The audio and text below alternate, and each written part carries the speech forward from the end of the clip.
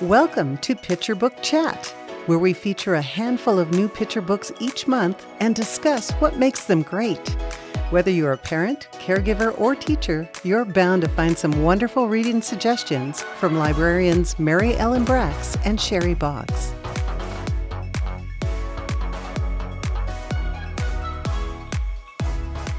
Hi, welcome to Picture Book Chat. I'm Mary Ellen, and with me today is Sheri. Hello.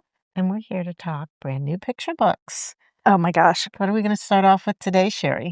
Well, as always, I'm like, this is the best crop of books we've ever had. Great stuff.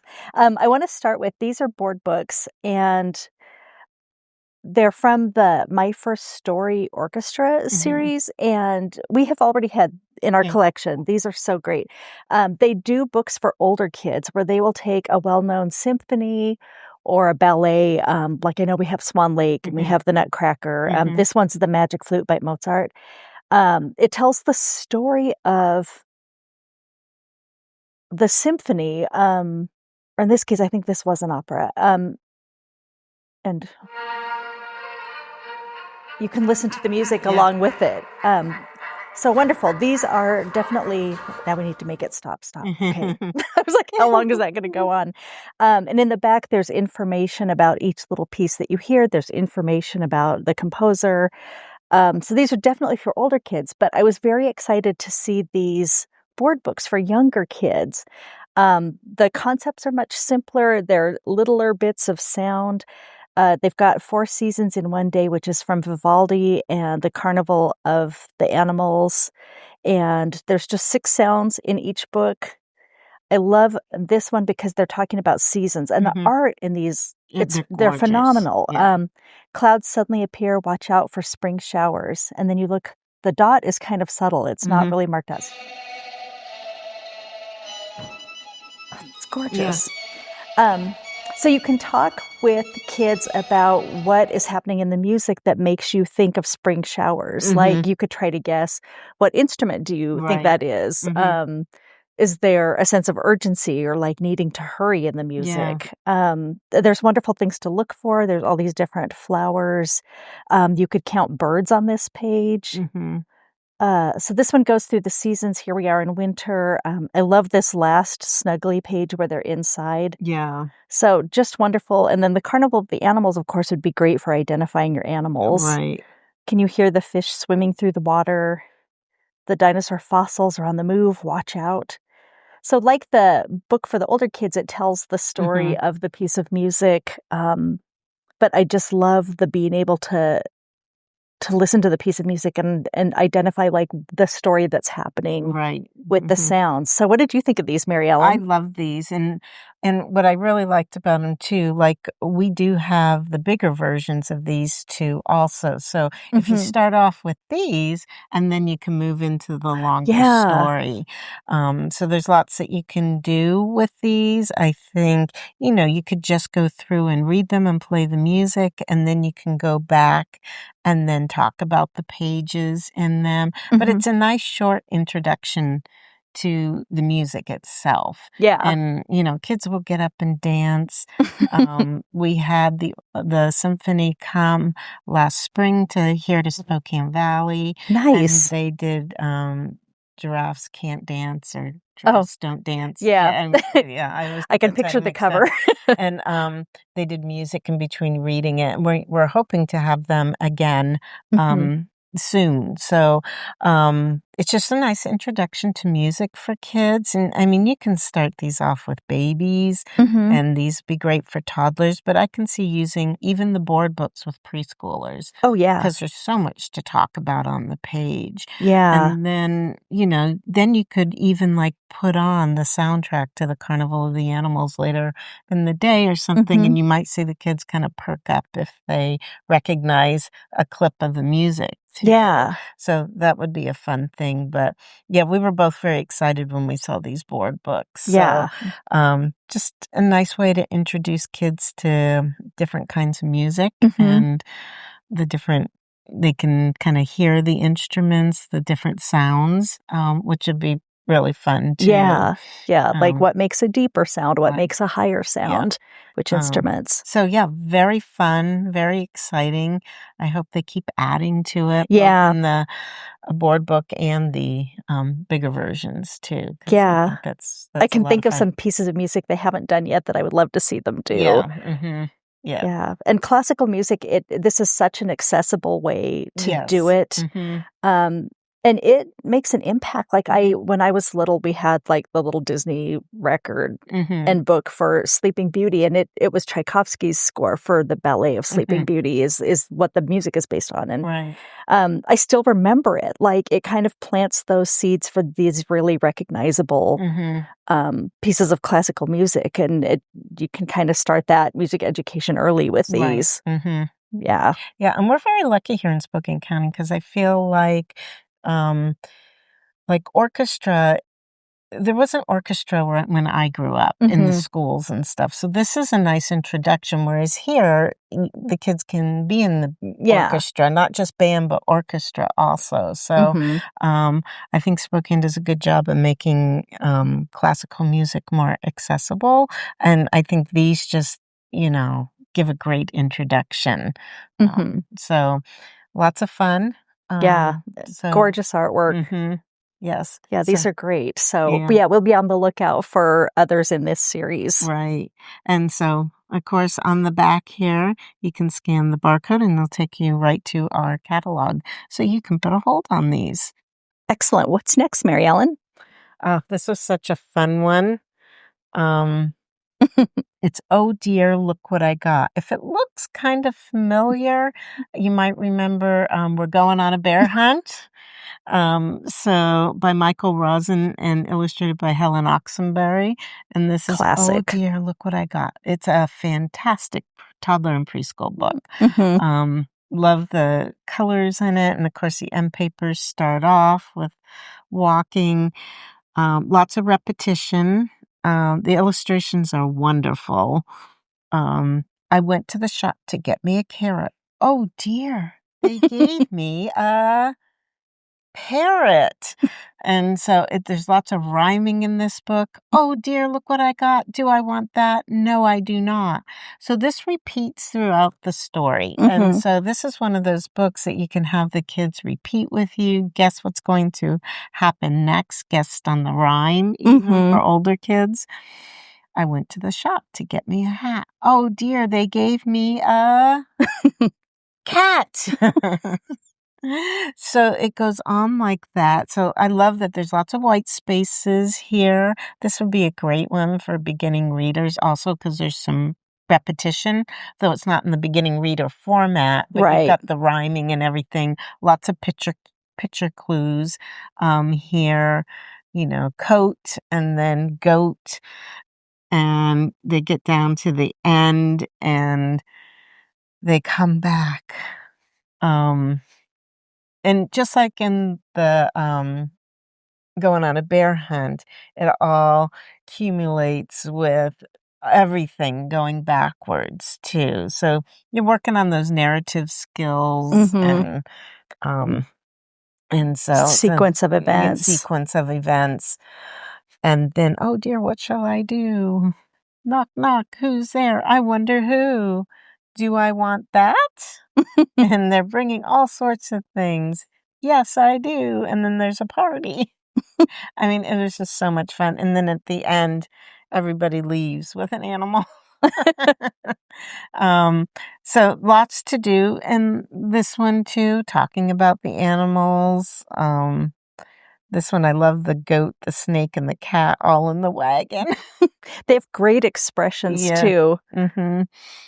So a really, really fun picture book to use toddlers and preschoolers and kindergartners because they'll get into the rhyming a lot too and be able to guess what's coming next. But lots of different ways you can use this, talking about the animals.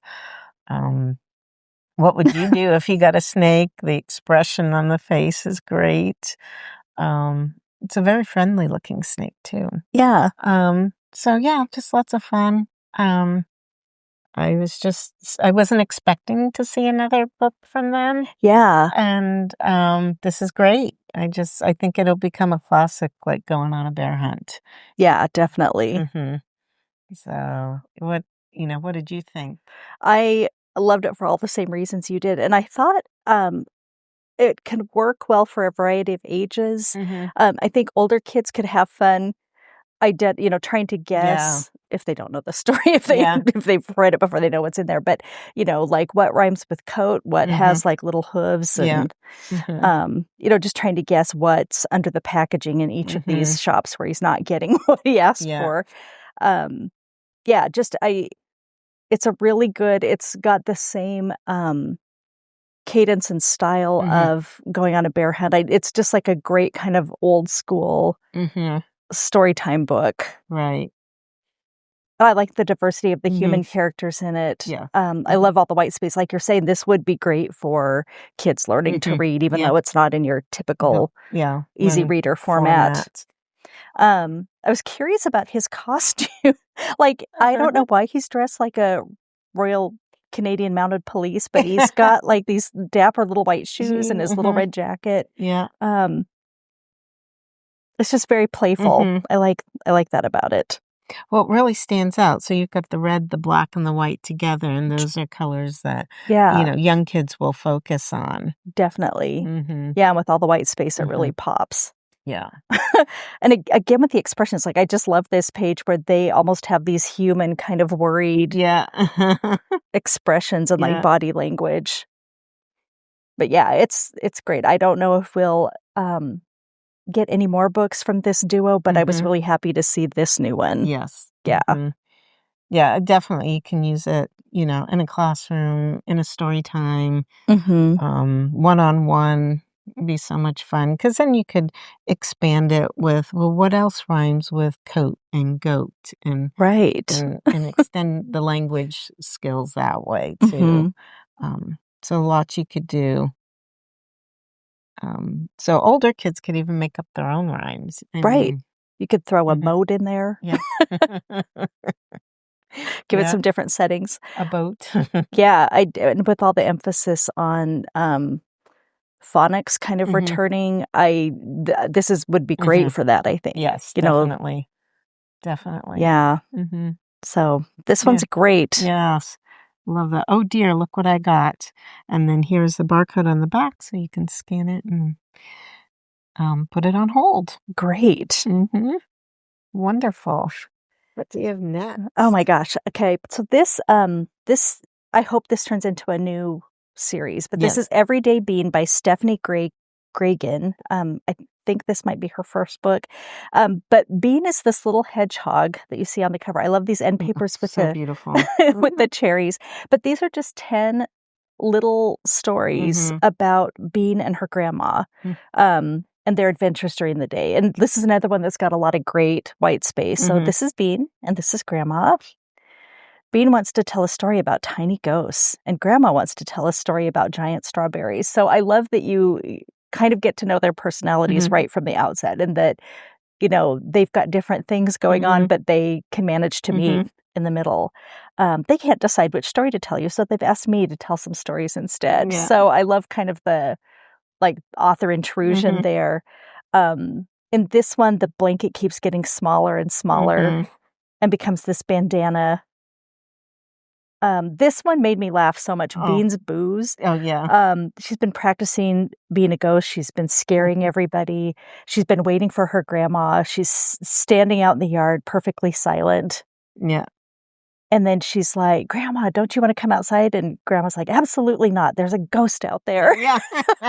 So I love how playful they are with each other. I love the detail in the illustrations, like all these tiny little topiary and the wagon. There's fun stuff to look for. But it's just such a sweet little book about, a little hedgehog and her grandma and the really ordinary fun that they have during the day. There's another one that I loved where, this is a great activity one, the box for Bean. Because then you can make your own box. Totally. Yeah. And all the different things that you can think of to do with a box. Yeah. There's another one where she has a bad day. Oh, yeah. I really like that one, I did too, and Grandma just kind of sends her out. We'll just go walk it off, and she does, and she kind of forgets. Yeah. I love that the grandma is so kind of nonplussed about what's going on. Like, she has clearly been through this before. Yeah. And she just, kind of rolls with whatever Bean is doing. So what did you think of this one? Oh, I thought it was a great one. And it's a nice one for, I love that there's the little chapters in it. Yeah. Because this would be one you could, read a story each night and have the kids look forward to what's going to happen next with Bean. And I just love the illustrations in here too. I just thought it was so cute. And so different. So like you said, there's lots to look at the pages too. So you could really talk about, like, there's a bunny on top a of rooftop garden. Yeah, of the store. And so you could talk about, going to the plant store. I mean, like you said, everyday things. Yeah. And so if you were planning an outing to the plant store, you could read this book and then go to the plant store and pick out what you want. And I love what they picked out here too. This plant reminds Bean of Grandma, and it reminds Grandma of Bean because it's all prickly like a little hedgehog. It's so charming. And just the play of light in some of these too. Like you see the light coming in the window and then it's on the floor here. Really just very sweet illustrations. They talk about, like, her toy that she loves. So, I mean, there's lots that would appeal to kids here. So this one, I think, if you did it with preschoolers, you wouldn't do it in all one sitting unless you had one of those preschoolers that will sit forever. I had one like that, and the other two were, would want to stop after each chapter probably, just depending on the time of day and whatever. But this would be a nice way to extend the story to over a couple of days. So, Tiny Big Beans, Big Adventure, a lot of fun. You could talk about, well, what adventure would you like to do? Yeah. I thought it was great. I do hope, like you said, there's more. Yeah. And this is I love picture books about, like, the grandparent-child relationship that really capture what that's like. Yeah. Like, just a kind of that benevolent tolerance that grandparents are so good at. And this really has that. Like, I feel like this would be a wonderful gift for, like, a new grandmother. Yeah. Yes. It's a good one. Definitely. Great. I just really enjoyed that one. Yeah, me too. So that's Everyday Bean, and you can scan the code and place a hold. Yeah. All right, what's next? Well, our last one here, just beautiful, Squirrel and Bird by Laura Baker and illustrated by Stacey Thomas. Just gorgeous illustrations. It's a very different color story than I've seen in a picture book, and I've really liked this. But they're talking about, in the end papers, you could spend hours looking at what's going on in the end papers. They are so delicate and intricate that I think, some kids would love looking. It's all full of animals. But Squirrel and Bird are very different. They're friends. And this is another one with a lot of, like, kind of white cream space in the background, so the illustrations really pop. And they introduce the characters, and they describe that Squirrel is loud, very loud. You can hear Squirrel from anywhere. Bird is quiet. Bird hardly makes a sound at all. Did you see something, Bird? See, silence. You didn't really give me a chance. And I love that it's interesting how they change the font of the text here, too. Now, this is in cursive a little bit, almost cursive, so I wonder about... I was going to ask you about that. Kids reading that. So, that was the one. It's like a cross between script and print. Yeah. But it makes it apparent who's doing the talking. And whose thoughts they are. So they talk about their differences throughout it and what's going on, but but still they're best friends. So I really like that you can be different but still be friends. And they're getting ready for a big concert and all the animals are coming. And they talk about Squirrel is loud and Bird is quiet, and poor Bird is like, really? This again? And they're doing the comparison, and finally Bird yells, enough! And so, we are not only what you say we are, there's so much more to us than that. Wow, I never knew Bird could sing so loud. So there's some, revelations coming forward about each of the characters here. So Bird is a lot of things and Squirrel is too, and they list some of the characteristics. This would be, great talking with a preschool classroom about, how people are in the classroom. Who do you get along with? And especially if you have any relationships that aren't working real well, to find common ground. Right. And they end with, we are Squirrel and Bird. Sometimes we are loud, sometimes we are quiet. And that's okay, because we can be whoever we want to be. Exactly. And then you get to those beautiful end papers again. So I really like this. I thought it was, I really did think it's a nice fall color story. Yeah. Also. And there's some great vocabulary in here. Quiet, confident, calm, a thinker, a performer, loud, excitable, shy, a listener, a doer. So there's lots of great vocabulary in here too. I just thought this was, I was pleasantly surprised. I didn't know what I was going to expect when I first looked at it. Yeah. And I think you have a lot to talk about with all the animals here. What were your thoughts on it? I was first attracted to it because of the colors and really the fall look of it. I love the foil accents. I think it's really eye-catching. But what really got me about this book was the story. Yeah. And when you see what's happening, like the narrator is making these subtle value judgments about which way to be is better. Right. Like loud and confident is the better way to be.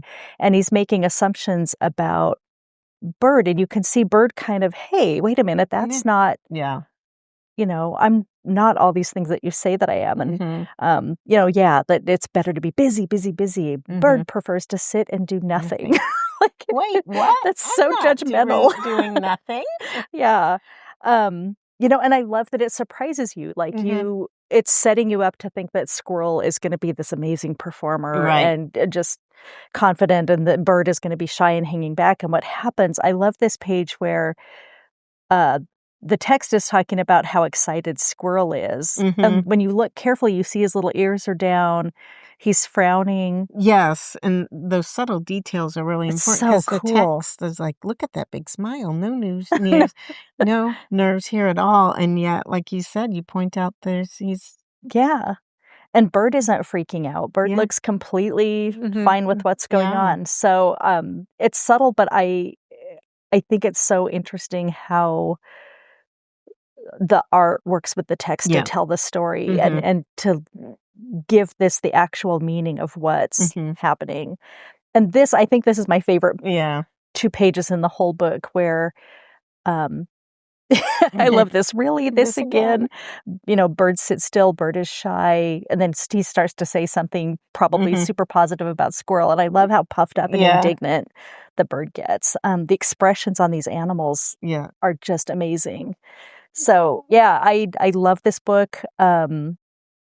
I love that it's so surprising about the characters. I do like what they're doing with the text. Like you, I saw the cursive and I kind of thought, oh, is that going to be hard for some kids to read? But I think they chose a font that's close enough to print that it should be okay. And it really, I think more than italics, kind of sets apart. Right. The difference. Yeah. Who's talking, who's thinking. Yeah. I think that it works well for this story. Definitely. Yeah, it's just beautiful. I love this one. Mm-hmm. You could even use this for an older group, especially when you're talking Mhm. about friendships, early elementary, and some of the differences, but then how they do the back and forth with the different script too. You could kind of, Mhm. it's a nice introduction to the different voices in the story. Yeah. And so I think that would help out with some of their story writing. I Mhm. could see using that in that way. Yeah. Um, And it's so affirming, I think, for kids who feel like maybe they're overlooked. Like, mhm, even as an adult, like, this reminded me, I have a friend that's super outgoing, and I'm much more of an introvert, and she'll say mhm. things like, "Oh, well, you never wanna leave your house," and I'm like, "Well, I wanna leave my house to go to the yarn store," or to walk by myself Mhm. in the park, like, Yeah. it's like, I like leaving my house, but for, Mhm. like, super introverted things. Well, and I think it's a good reminder for parents because as I started reading this, I thought of Squirrel as my oldest. He Mhm. was a lot more verbal and more outgoing and out Yeah. there. My twins, which I have a boy-girl set of twins, they're much quieter, but especially my son is probably the quietest of them all, my younger son. Huh. And you can see, but he's pretty confident. He's pretty calm most of the time. Mhm. I mean, and Yeah. and you can see that, you know, um, with them. Whereas, this is a nice reminder that everybody has their own Mhm. personality. You can't just because they're all siblings, they're not all going to be the same. Yeah, and it's not And static. You can be different things at different times. right. We Hmm. contain multitudes, Mary Ellen. We do. We do. But yeah, so as you can tell, we both really like this book, Mhm. even though when we first looked at it, we might have been a little like, oh, I wonder It's how this pretty is going to work. yeah. Yeah. But we do really like the story. So, yes, so Squirrel and Bird. And then on the back is the barcode that you can scan and put a hold on it and check it out for yourself. So another, like we say, each set we I say know. is our new favorite, but just a lot of fun picture books in this Mhm. one to use with young kids. And Yeah. so, yeah, we'll hope you'll check them out Mhm. and have a great day. And we'll see you next time. Bye. Bye. Thanks for watching Picture Book Chat. If you enjoyed this discussion, please give it a like and subscribe so you don't miss a thing. We'll be back next month, and until then, happy reading with the children in your life.